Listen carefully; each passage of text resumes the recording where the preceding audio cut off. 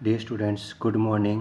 7th class English medium social study first unit our pasts lesson Indian history and the medieval period भारतीय इतिहास और मध्ययुगीन काल।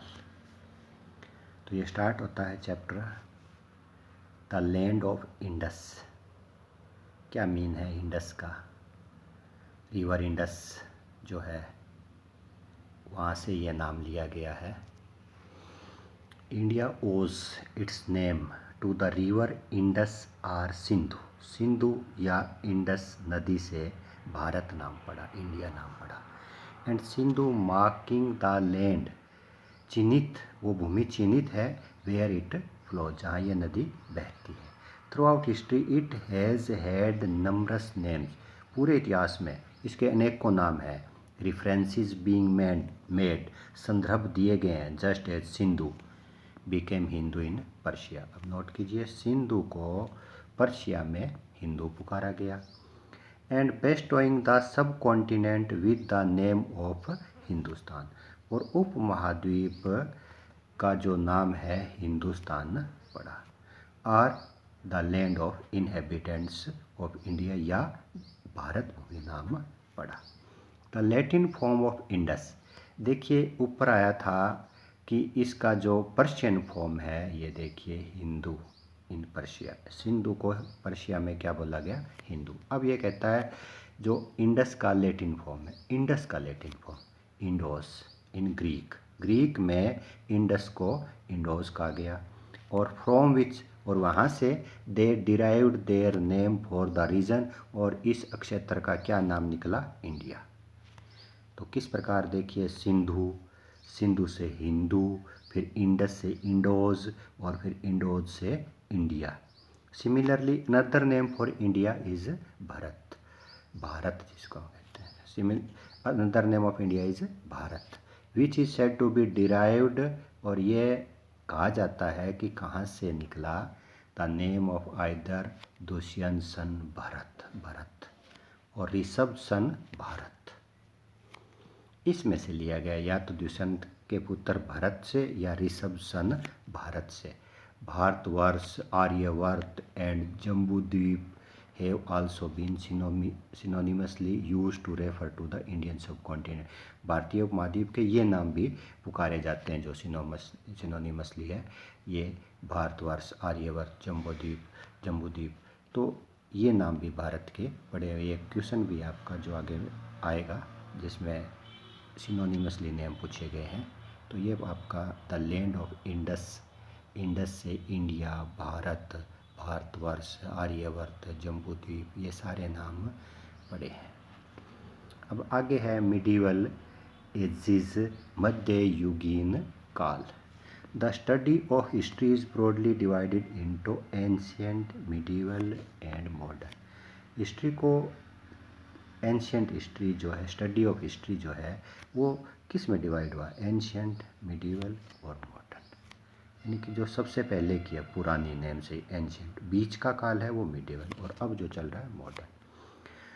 The word medieval literally means, और जो medieval का शाब्दिक अर्थ है वो है मिडल एज, मध्य युग। Which refers to the period in history, और ये कौन से हिस्ट्री के कौन से काल को बताता है? That lies between ancient and modern, ancient और मॉडर्न के बीच में जो काल है मिडीवल, इसको ये बताता है। But the study of medieval history, और मध्य युग का जो इतिहास है उसका जो अध्ययन है, the way we categorise the medieval period, जो मिडीवल पीरियड को हम कैटेगराइज करते हैं कि कब से कब तक रहा, differs from one country to another, एक देश से दूसरे देश में मिडीवल एज है वो अलग अलग पीरियड में रहा है। In Europe for instance, for example Europe में the medieval is considered from 5th century CE, Christian era, common era, Jesus के जन्म के बाद जो है वो 5th सेंचुरी से 15th सेंचुरी CE। तो यूरोप में कहाँ से कहाँ तक है? 5th to 15th century. In India began around 8th, 5th की बजाय 8th और 15 की बजाय 18 सेंचुरी CE कॉमन एरा यहाँ तक रहा। यूरोप में 5th to 15 और इंडिया में 8th to 18। ये मिडिवल एज है, मध्यकालीन युग। But how did we cam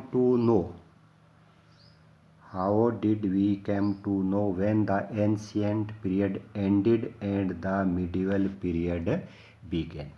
अब ये प्रश्न उठता है कि हमें कैसे पता चला कि एंशिएंट पीरियड तो समाप्त हो गया और मिडिवल पीरियड, क्योंकि एंशिएंट के बाद कौन सा स्टार्ट हुआ था मिडिवल, और मिडिवल के बाद कौन सा स्टार्ट हुआ था मॉडर्न। तो मिडिवल पीरियड स्टार्ट हो गया और एंशिएंट पीरियड जो है वो समाप्त हो गया, हमें कैसे पता चला। ये आपका लॉन्ग आंसर टाइप का फर्स्ट क्वेश्चन है जो मैंने एक पेज पर लिख रखा, और उसके आंसर के लिए मैंने यहाँ का कहा है कि यहाँ से देखें, तो यहाँ से देखना आपको। देखिए यहाँ से, the time around 8th century CE marked a new stage in history, एक नए स्टेज के रूप में हिस्ट्री में चिन्हित हुआ है, अंकित हुआ है। And we saw major social, cultural, political and economic changes. किसकी प्रकार के बताएं? Social, cultural, political, economic changes हमने बड़े परिवर्तन देखे। इट मार्क्ड, चिन्हित हुआ, a gradual collapse of the Gupta empire, और गुप्त साम्राज्य का क्रमिक पतन जो है यहाँ से स्टार्ट हो गया था, गुप्त साम्राज्य का पतन स्टार्ट हो गया था। विच resulted in the end of the ancient period, और गुप्त एम्पायर का एंड ही किसका स्टार्ट हो गया था? Resulted in the end of ancient period का एंड हो गया था। Major changes took place in language, region, और मेजर जो चेंजेस थे वो कहाँ पर आए थे? लैंग्वेज के अंदर, रिलीजन के अंदर, सोशल लॉज के अंदर, गवर्नेंस के अंदर।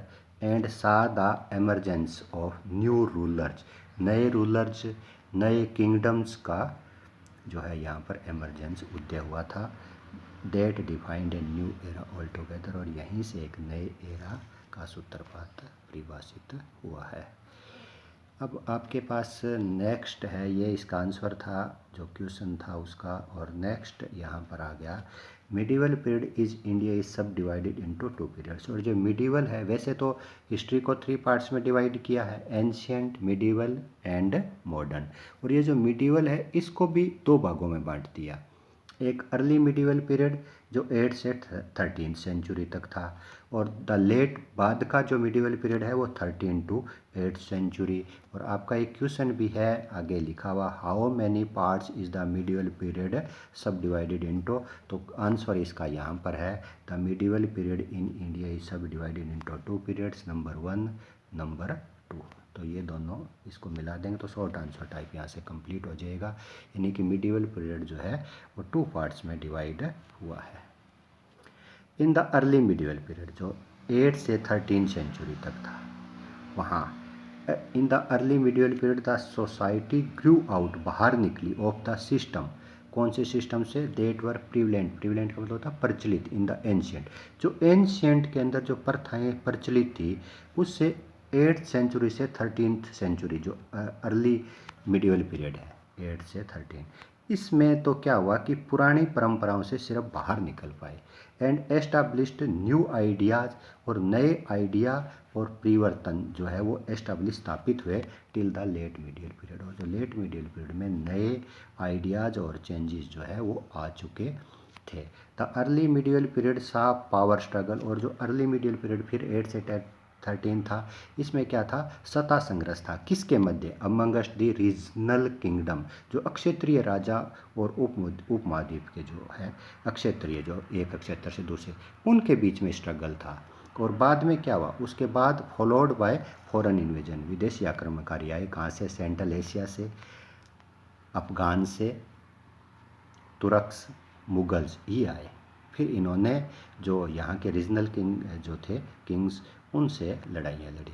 दीज इवेंट्स, और ये जो घटनाएं थी, डिस्कोर्स था, इनरिच था, इससे स्ट्रोंग हुआ social, cultural and political structure, and brought India in close contact with the world outside, और बाहरी संसार जो था उससे भारत का जो है गहन संपर्क हुआ।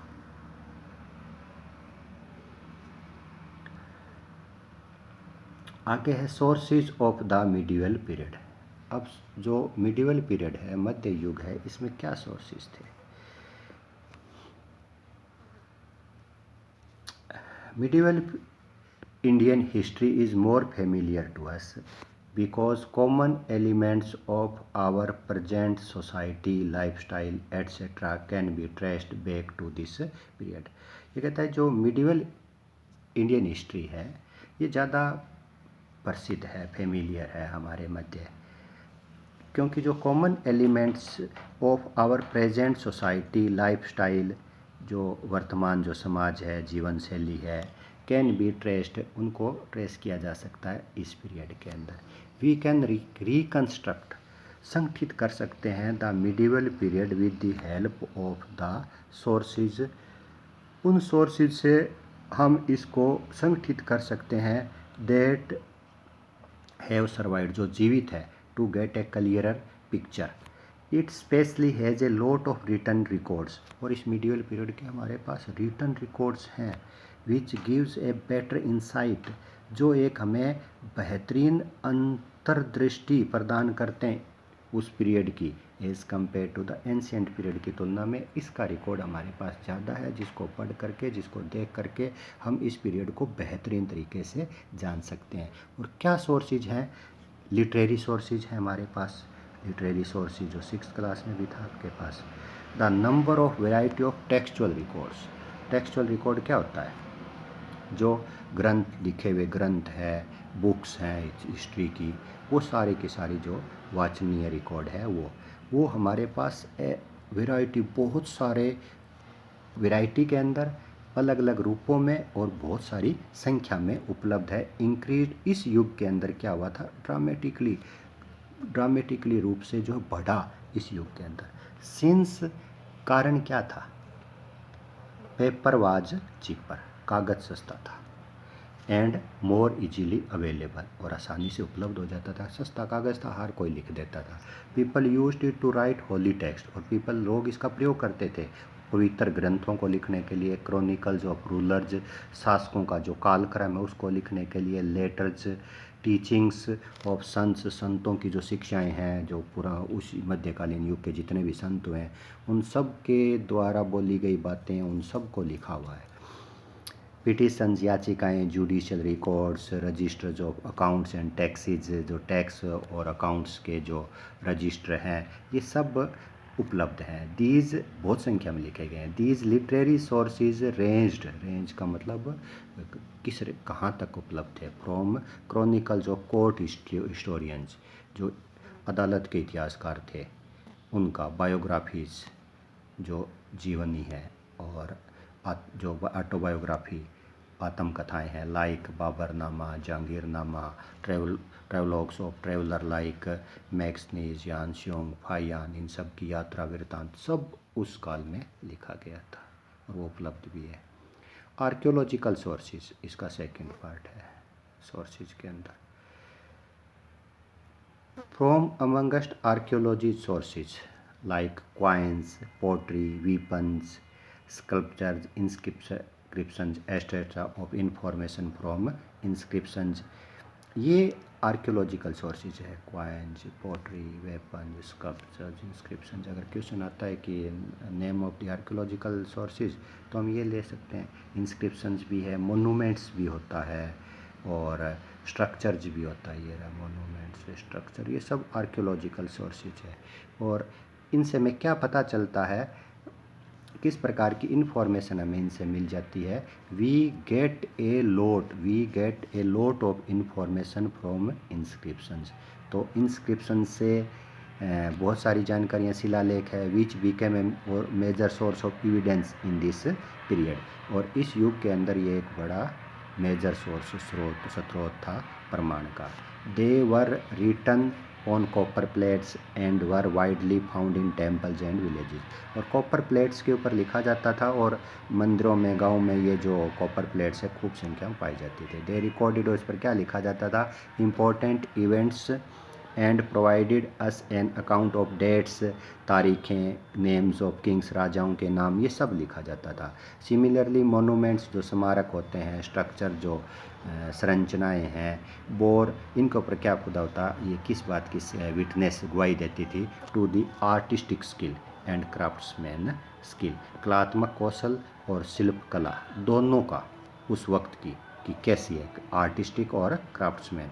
While painting depicted on prevalent culture, जो उस वक्त की जो प्रचलित संस्कृति थी उसकी जो पेंटिंग्स खुद ही जो चित्रकारी बनी हुई है, लाइफस्टाइल है, सोशल है एंड रिलीजियस प्रैक्टिस है, ये क्या है हमारे को थ्रो आर्टिस्टिक स्किल प्रोवाइड करती है।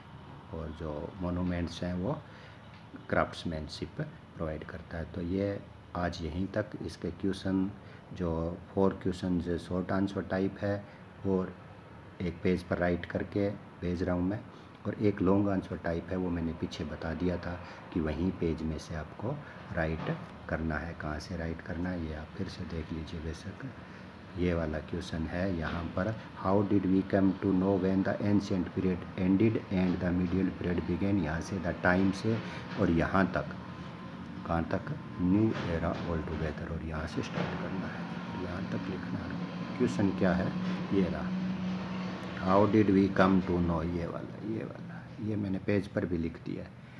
आंसर उसका आपको यहीं से